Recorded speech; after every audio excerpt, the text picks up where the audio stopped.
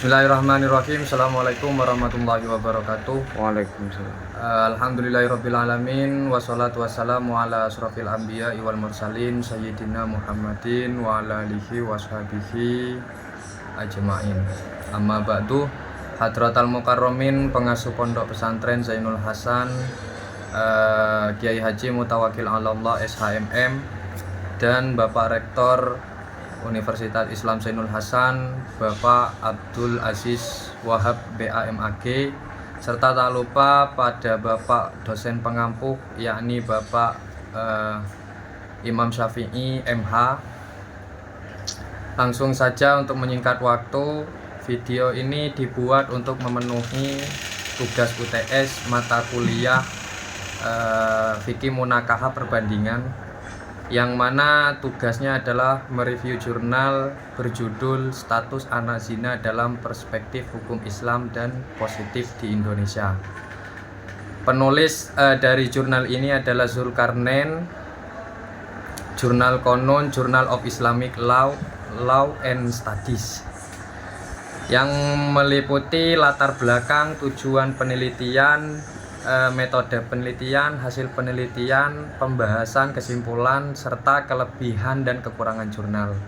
Dalam latar belakang ini sangat banyak atau fenomena pernikahan yang terjadi di masyarakat menimbulkan persoalan hukum, terutama terkait status anak yang lahir dari hubungan tersebut.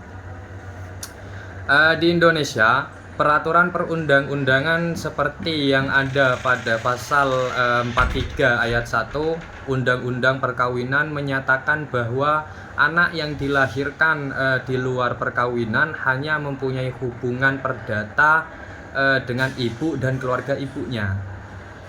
Namun dalam prakteknya seringkali terdapat perbedaan pandangan antara hukum Islam dan hukum positif mengenai nasab anak zina.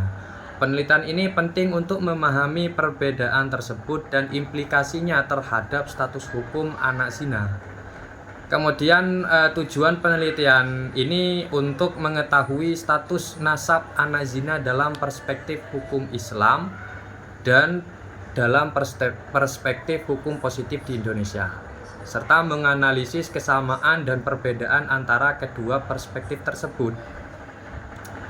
Untuk metode penelitiannya yang digunakan dalam penelitian ini adalah penelitian hukum normatif. Data dikumpulkan melalui studi pustaka terhadap sumber-sumber hukum baik yang bersifat konvensional maupun hukum Islam. Analisis dilakukan dengan pendekatan perbandingan antara kedua sistem hukum tersebut.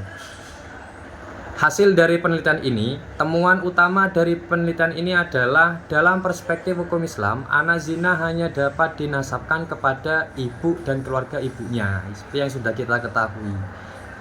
Juga dalam perspektif hukum positif di Indonesia, status nasab anak zina diatur dalam pasal 43 ayat 1 Undang-Undang Perkawinan, yang menyatakan bahwa anak yang dilahirkan di luar perkawinan hanya mempunyai hubungan perdata dengan ibu dan keluarga ibunya.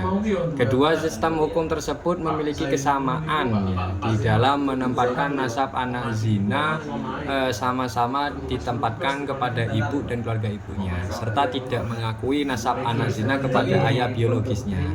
Kemudian memasuki pada pembahasan, penelitian ini membahas bahwa meskipun terdapat perbedaan pendekatan antara hukum Islam dan hukum positif, keduanya memiliki tujuan yang sama, yakni tujuannya untuk melindungi hak-hak anak dan menjaga ketertiban sosial. Dalam hukum Islam, nasab anak zina tidak dapat dihubungkan dengan ayah. Sama di dalam hukum positif juga tidak bisa dihubungkan kepada ayah. Karena dalam syariat, perbuatan zina dianggap sebagai pelanggaran terhadap norma agama dan sosial. Demikian pula dalam hukum positif di Indonesia, anak zina tidak diakui nasabnya kepada ayah biologisnya karena tidak dilahirkan dalam pernikahan yang sah. Kemudian kesimpulan, penelitian ini menyimpulkan bahwa baik dalam hukum Islam maupun hukum positif di Indonesia memiliki pandangan yang serupa mengenai nasab anak zina, yakni menempatkan nasabnya kepada ibu dan keluarga ibunya, serta tidak mengakui nasab kepada ayah biologisnya. Kedua, sistem hukum tersebut bertujuan untuk melindungi hak-hak anak dan menjaga ketertiban sosial. Kelebihan dan kekurangan jurnal. Mengenai kelebihan jurnal ini yang kami pribadi sudah ketahui, memberikan pemahaman yang jelas mengenai perbedaan dan persamaan antara hukum Islam dan hukum positif Indonesia terkait nasab anak zina. Menggunakan pendekatan normatif yang sistematis dan komprehensif. Sumber referensi yang digunakan relevan dan kredibel. Kemudian kekurangan jurnal ini tidak membahas secara mendalam mengenai implikasi sosial dan psikologis bagi anak zina. Kemudian kurangnya studi kasus atau contoh konkret yang dapat menggambarkan penerapan teori dalam prakteknya. Ini yang kami temui. Tidak membahas peran lembaga-lembaga terkait seperti Kementerian Agama atau Lembaga Perlindungan Anak dalam penanganan kasus anak zina. Mungkin sekian dari kami, kurang lebihnya mohon maaf. Wassalamualaikum warahmatullahi wabarakatuh.